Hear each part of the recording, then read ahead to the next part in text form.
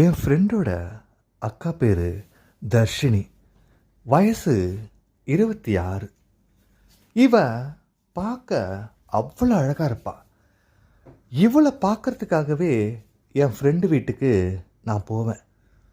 போகும்போதெல்லாம் இவ டிவி பார்த்துட்டு இருப்பா, இல்லைன்னா ஏதாச்சும் ஒர்க் பண்ணிகிட்ருப்பா. ஆள் நல்லா அழகாகவும் இருப்பா. நான் இவளை தர்ஷான்னு தான் கூப்பிடுவேன். இவங்க அப்பா அம்மா 2 பேருமே பேங்க்கில் ஒர்க் பண்ணிகிட்டு இருந்தாங்க. என் ஃப்ரெண்டு காலேஜில் முடிச்சிட்டோம், ஜாபுக்காக அப்ளை பண்ணிகிட்டு இருந்தோம். அவன் ஒரு 2 நாளைக்கு ஒரு தாட்டி ஏதாச்சும் ஒரு இன்டர்வியூ அட்டன் பண்ணிட்டு வருவான். ஆனால் ஜாபே கிடைக்காது. தர்ஷினி பார்த்திங்கன்னா இவளும் பிஎஸ்சி கம்ப்ளீட் பண்ணிவிட்டு வீட்டில் தான் இருந்தா. ஒரு நாள் இவங்க வீட்டுக்கு போகும்போது என் ஃப்ரெண்டு காணோம், சதீஷ். தர்ஷினி எங்கே சதீஷ் இல்லையான்னு.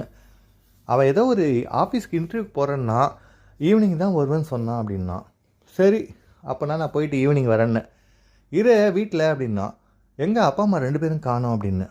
இல்லை, இன்றைக்கி சாட்டர்டேயில் அவங்க 2 பேரும் கோயிலுக்கு போயிருக்காங்க அப்படின்னா. அங்கே கேரம் போர்டு இருந்தது. ஒன்று தர்ஷினியை கேட்டேன், கேரம் போர்டில் ஆடலாமான்னு. சரின்னு சொன்னான்.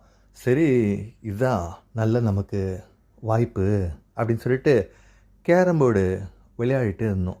அப்படியே தர்ஷினியை பார்த்துட்டு இருந்தேன். என்னம்மா இருக்காளே, நல்லா இருக்காளே அப்படின்னு சொல்லிட்டு பார்த்துட்டே இருக்கும்போது தர்ஷினியும் என்னை பார்த்தா. நான் ஒன்று கேட்டேன், என்ன தர்ஷினி இவ்வளோ அழகாக இருக்கிற, காலேஜில் எத்தனை பேர் உனக்கு ப்ரப்போசல் பண்ணாங்கன்னு. உடனே இவ சொல்ல ஆரம்பித்தா.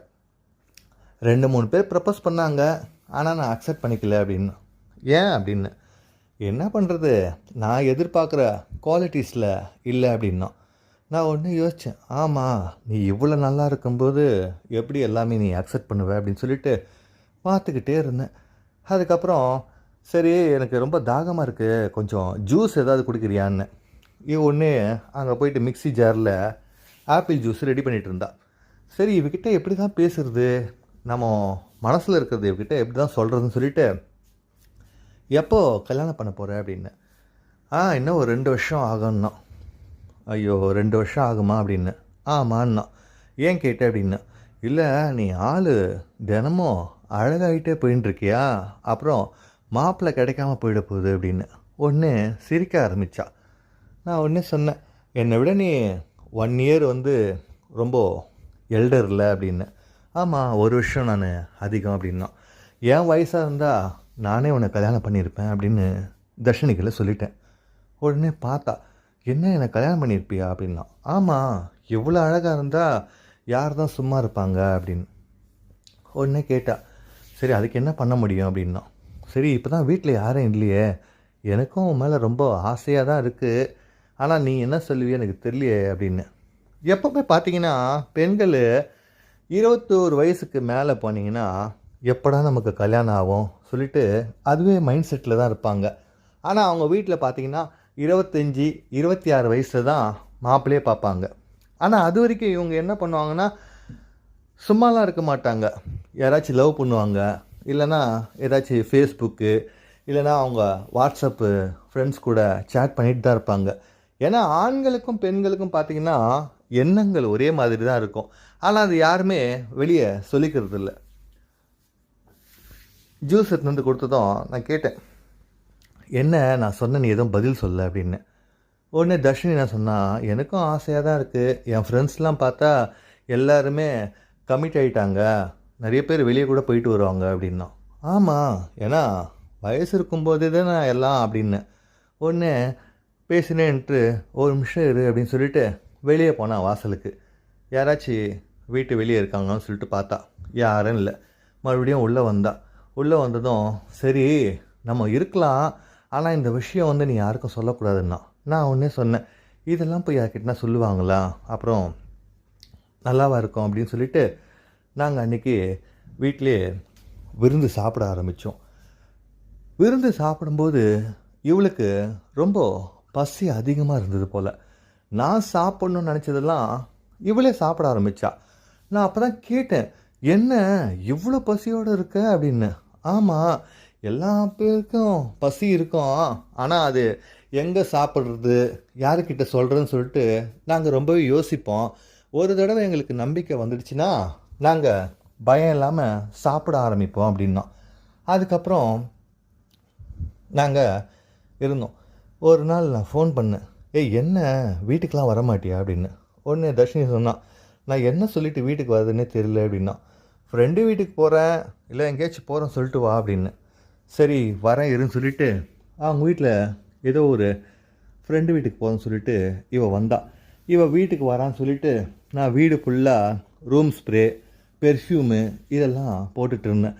ஏன்னா நம்ம விருந்து சாப்பிட்ணுன்னு சொல்லிட்டு முடிவு பண்ணும்போது நம்ம மைண்டு வந்து ரொம்ப ரிலாக்ஸாக இருக்கணும். எப்போவுமே ஏதாச்சும் ஒரு கன்ஃபியூஷனில் இருக்கும்போது பார்த்திங்கன்னா நம்ம எதிர்பார்த்ததை விட எல்லாமே ஃபெயிலியர் தான் ஆகும். ஸோ வந்து நம்ம விருந்து சாப்பிடணும்னு முடிவு பண்ணிட்டீங்கன்னா அந்த டைமில் நீங்கள் மைண்ட் ரிலாக்ஸாக வச்சுக்கணும். ஏன்னா நீங்கள் எந்த அளவுக்கு அவங்கக்கிட்ட அன்பு காட்டுறீங்களோ, எவ்வளோ பாசமாக இருக்கீங்களோ, அது வந்து நம்ம ஃப்ரெண்ட்ஷிப் வந்து ரொம்ப ஸ்ட்ராங்காக இருக்கும். நம்ம வந்து யோசிப்போம் ராத்திரிலாம் நம்ம இப்படி இருக்கணும் அப்படி இருக்கணும்னு சொல்லிட்டு. ஆனால் அந்த சமயத்தில் பார்த்திங்கன்னா நம்ம யோசித்தது எல்லாமே மறந்து போயிடும். நம்ம ஏதோ ஒரு கடமைக்கு செய்கிற மாதிரி செஞ்சிட்டோம்னா அது அவங்களுக்கு நம்ம மேலே ரொம்பவே டிஸப்பாயின்மெண்ட் ஆகிடும். அதாவது என்னடா அது இவன் ஃபோனில் மட்டும் இப்படி பேசிகிட்டு இருந்தான், ஆனால் நம்ம வந்ததும் விருந்து கூட சரியாக சாப்பிட்லேன்னு சொல்லிட்டு.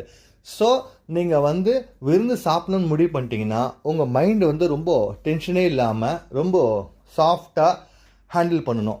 எல்லாருக்குமே பார்த்தீங்கன்னா முதல்ல அவங்க அழகை பற்றி நம்ம சொல்ல ஆரம்பிக்கணும். இது எல்லாமே எதிர்பார்ப்பாங்க.